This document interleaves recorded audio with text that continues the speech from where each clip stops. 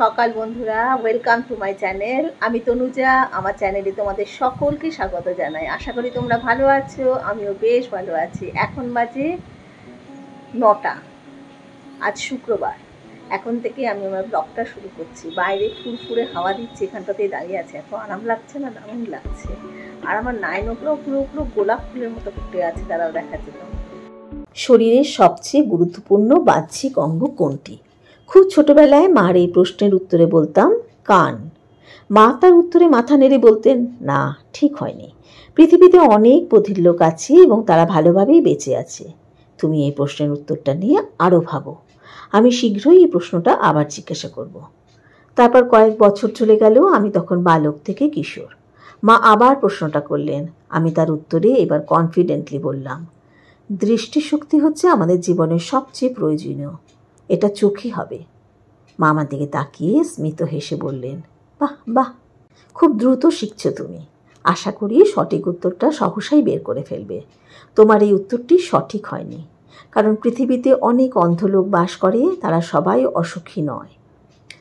সঠিক উত্তর দিতে না পেরে আমি খুবই হতাশ হলাম, কিন্তু হাল ছাড়লাম না। আরও কয়েকবার এই প্রশ্নের উত্তরে মাকে বললাম। মা প্রতিবারই আমার উত্তর শুনে মাথা নেড়ে বলতেন, তুমি কিন্তু দিন দিন বুদ্ধিমান হচ্ছ, আশা করি সঠিক উত্তরটি পেয়ে যাবে। আজকে জলখাবারে বানাচ্ছি ছিল্লা, চাল গুঁড়ো, সুজি, দই, পেঁয়াজ, কাঁচা লঙ্কা কুচি, নুন দিয়ে ফেটিয়ে নিয়েছি ভালো করে, আর তারপরে বানাবার আগে একটুখানি ইনো দিয়ে দিয়েছি। এটা খেতে বেশ ভালো হয় আর বেশ উপাদেয়।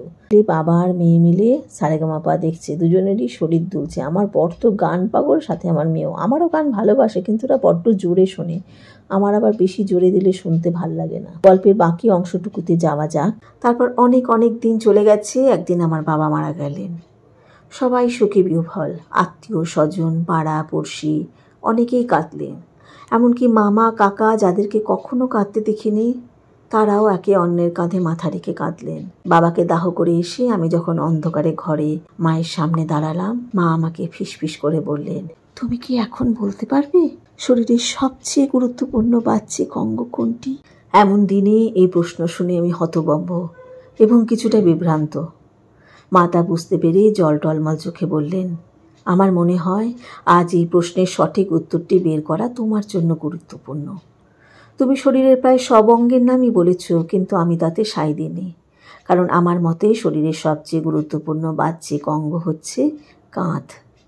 আমি তার উত্তর শুনে অবাক হয়ে বললাম, কাঁধ আমাদের মাথাকে ধরে রাখে বলেই কি তা গুরুত্বপূর্ণ? মা প্রত্যুত্তরে বললেন, ঠিক তা নয়, কারণ এই কাঁধই মানব শরীরের এমন একটি অঙ্গ যা তোমার নিজের চেয়ে তোমার প্রিয় মানুষগুলোর বেশি দরকার হয়। প্রতিটি মানুষেরই জীবনে কোনো না কোনো সময় একটা স্বাচ্ছন্দ্যময় কাঁধের প্রয়োজন হয়, যার উপর মাথা রেখে সে নিশ্চিন্তে কাঁদতে পারে। আমি আশা করি তোমার জীবনে প্রয়োজনের দিনে এমন কাঁধের সংখ্যার যেন অভাব না হয়। মা আর কোনো কথা না বলে আমার কাঁধে মাথা রেখে অনেকক্ষণ কাঁদলেন।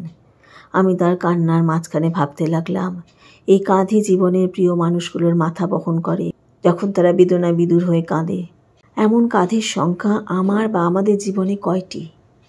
একটি বিদেশি গল্পের অনুবাদ, একটি অনুগল্প।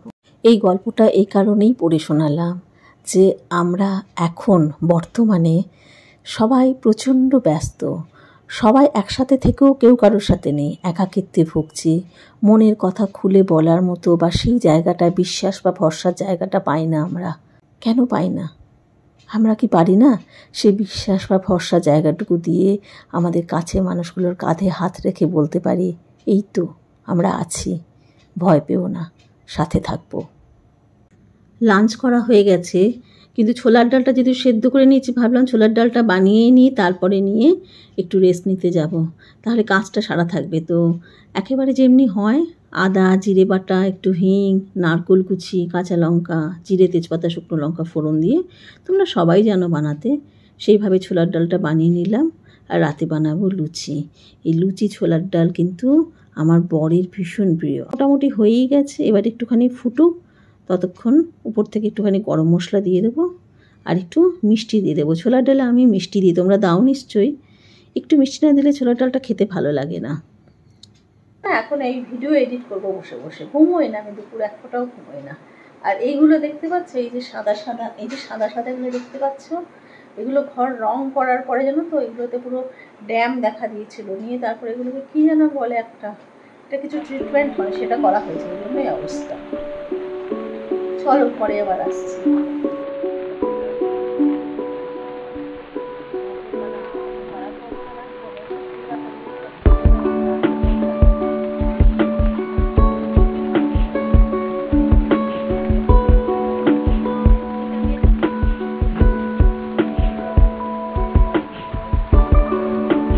এখন 9টা বাজতে 10 মিনিট বাকি। মেয়েকে খেতে দিয়ে দিয়েছি, এরপরে কর্তামশাইকে দেবো।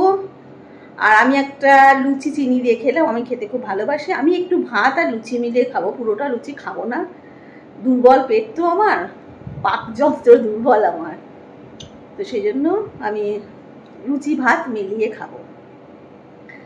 সন্ধ্যে থেকে আজকে তোমাদের কাছে আসেনি, সেই দুপুরের পরে। হ্যাঁ, বৃষ্টি মেঘ করেছিল তখন দেখেছিলাম, তারপরে প্রচুর বৃষ্টি হয়েছে।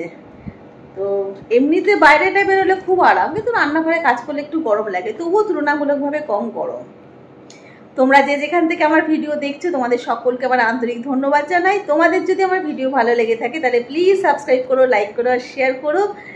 আর যারা যারা কমেন্ট করছো সুন্দর সুন্দর, তাদের সকলকে আমার আন্তরিক ধন্যবাদ জানাচ্ছি। তোমরা ভিডিওগুলো দেখে অবশ্যই কমেন্ট করে ভালো লাগা খারাপ লাগা জানাবে। এবারে খাবারটা দিই, বরকে দিই, তারপরে নিজে খাবো, তারপরে পরে আসছি আবার। ছোলার ডালটা টেস্ট করে দেখো কেমন হয়েছে।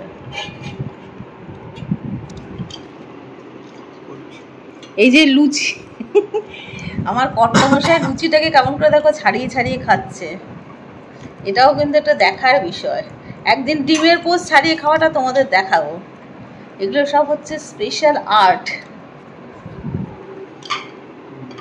ভালো আছে? এটা হচ্ছে